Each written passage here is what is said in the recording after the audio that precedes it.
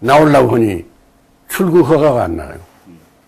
안 나니까 이 양반이 이 오무라 수용소라고 하는 데가 있는데, 그거 이제 일본이 바라지 않는 외국인을 갖다가 거기 수용해가지고 봉급으로 환송을 시켰단 말이에요.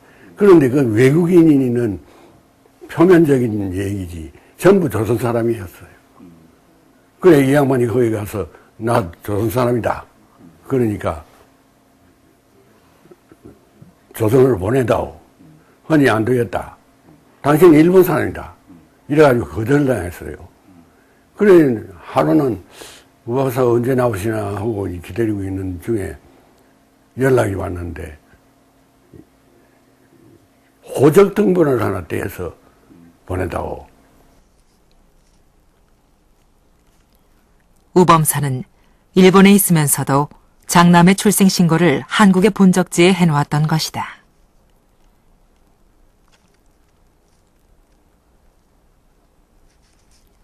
아버지의 뜻이었을까?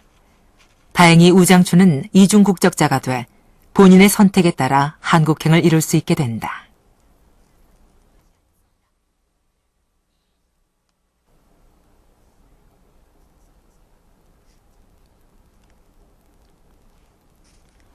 (5년여의) 준비 끝에 귀국에 성공한 우장춘. 그는 한복을 입고 있었고 아버지의 조국에서 뼈를 묻을 것을 약속했다. 그는 이승만 대통령의 환영 전보를 받고도 인사를 하러 가지 않았다. 당시로서는 상상하기 힘든 일이었다. 그래서 이상하다고 내가 참 환영한 전보도 했는데 왜 안 왔느냐. 비서관이 시켜서 우 박사가 뭐 하는 거 알아봐라. 동네 왔다랍니다. 그래, 우 박사가 그거 신고 열심히 종자 뿌리고 있어요. 종자 뿌리고 하고. 그래, 대통령께서 환영을 하고 있는데 왜 안 오느냐. 이런 물은 유 박사가 이야기가, 나는 내가 하는 농사 시험 연구를 우리 국가와 우리 민족이 이바지하기 위해서 왔는데, 지금 내가 일본에서 가져온 종자 이것이 요 시기를 넘으면 올게 못 쉰다. 한 해 늦춘다. 이래. 인사는 한 달, 두 달 늦어도 한 게 해야 되냐. 그리고 3년 뒤 일본에 있는 어머니의 위독 소식을 듣는다. 하지만 우장춘의 일본행은 허락되지 않았다. 다시 돌아오지 않을 것을 염려한 정부의 조처 때문이었다. 우장춘은 연구소 강당에 분향소를 차리고 어머니의 죽음을 애도할 수밖에 없었다. 당시 들어온 조의금으로 우장춘은 연구소 안에 우물을 하나 만들었고 자유천이라 이름 붙였다. 자애로운 어머니의 저지라는 뜻이다. 전쟁 직후라 제대로 된 우물 하나 없던 연구소에서 이 우물물은 육종이 필요한 귀중한 용수로 사용됐다.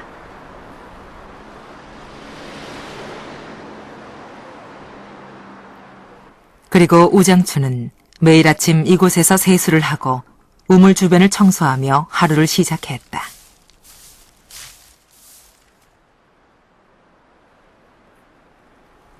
아버지의 죽음 이후 온갖 고생을 함께 했던 어머니. 우장춘은 이 일본인 어머니를 통해 조국의 의미를 알게 됐다. 자기는 어머니한테 그렇게 교육을 받았다. 그리고 어머니한테서 아버지의 나라에 가서 봉사하도록 해라. 그러니까 그 어머니가 우 박사가 너 아버지가 한국 사람이고 너는 한국의 핏줄을 받고 있다. 이게 한국이 조국이라는 것을 잊어버리지 말으란 그런 교육을 꾸준히 받아온 거예요. 자신의 뜻을 조국에서 펴지 못하고 일본으로 망명. 짧은 삶을 살다간 우범선. 어쩌면 우장춘은 그 아버지의 뜻을 대를 이어 이루기 위해서 한국행을 결심했던 것은 아닐까.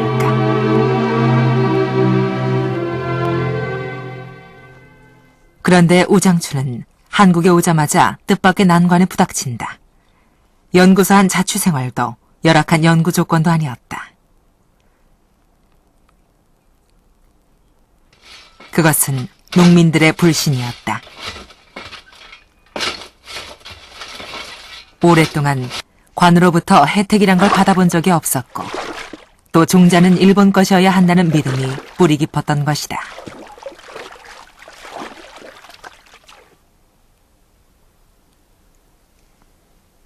우장춘은 한 가지 묘안을 낸다.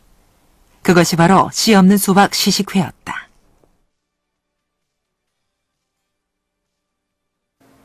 내가 만든 무배추 종자도 좋으니까 이걸 써야 된다. 근데 그걸 안 써주니까 이거 봐라. 하나의 샘플로 이놈을 씨 없는 수박을 만들어내기 시작했단 말이에요. 우리는 다 그게 기아라 연구소에서 만들어낸 줄 알고 있죠. 그런데 일반 사람들은 우박사가 와서 씨 없는 수박 그걸 만들어서 한번 잘라서 배주기만 하면요. 농민들이 와 우박사는 대단한 기술을 그만 우박사 씨 없는 수박이 되어버렸어요. 육중학적으로는 간단하지만 당시 농민들에게 씨 없는 수박은 마술처럼 여겨졌다. 이렇게 우장춘은 단숨에 농민들의 신뢰를 얻었다. 부산 동래에 있는 이 중앙원예기술원에서는 소장 우장춘 박사를 중심으로 농산물 육종과 농사 개량에 관한 연구 실험을 비롯해서 일반 농작물 품종 개량에 의한 우량 종자 보급에 진력을 하고 있습니다. 대한뉴스에 소개될 정도로 당시 우장춘의 연구는 국가적인 과업이었다. 시급한 채소리 종자의 작업을 위해 우장춘은 우선 동네 시험 농장에서 같은 품종을 교배해 고정 품종을 생산해낸다.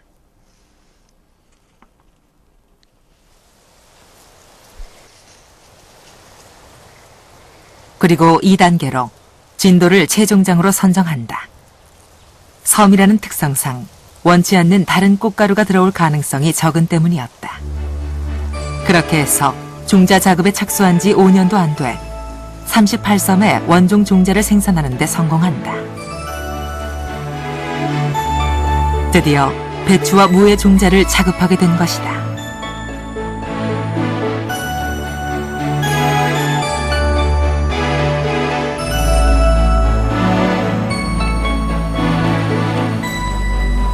무, 배추뿐만 아니라 우장춘은 고추에도 관심을 기울였다. 종자 작업을 위한 우장춘의 의지는 끝이 없었다. 범죄이 없다. 이게. 일본은 고추거래 애용하지 않아도 복경, 일왕 품종들 가지고 있다. 미국도 고추 별로 이용하나 하지 않는 나라지만은도 요료온다, 가료로온다 같은 훌륭한 품종을 가지고 있다. 우째 세계에서 제일 고추를 애용하는 민족이 품종 하나 없느냐? 그 네가 오고들랑 이거부터 해야 된다. 그 부탁과 함께 우장춘은 친필액자를 하나 선물했다고 한다. 양춘배 씨는 지금까지 그것을 가보로 보관하고 있다. 네 이름이 양춘배인데 양춘배가 고추가 되든지 고추가 양춘배가 되든지 그 분기를 안 할 정도로 돼야 되지. 고추를 한 무석 더 닫아보고 이래서는 안 된다. 아주 화해해야 된다.